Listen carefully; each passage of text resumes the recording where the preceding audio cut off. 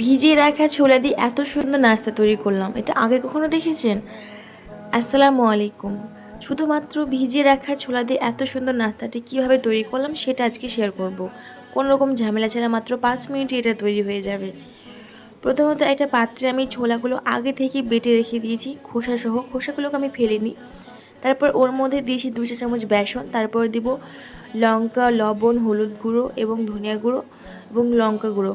সব কিছু দিয়ে ভালো মতো করে মিশিয়ে, আর হ্যাঁ, আমি একটা পেঁয়াজ কুচি ওখানে দিয়েছি।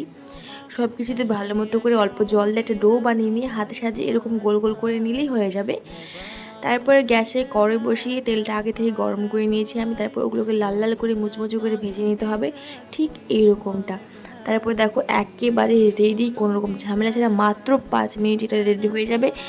অবশ্যই বাড়িতে একবার ট্রাই করে দেখবেন, অনেক মজার, এটা খেতে অনেক সুন্দর লাগে। আর হ্যাঁ, ভিডিও ভালো লাগলে অবশ্যই এটি লাইক করে দিবেন।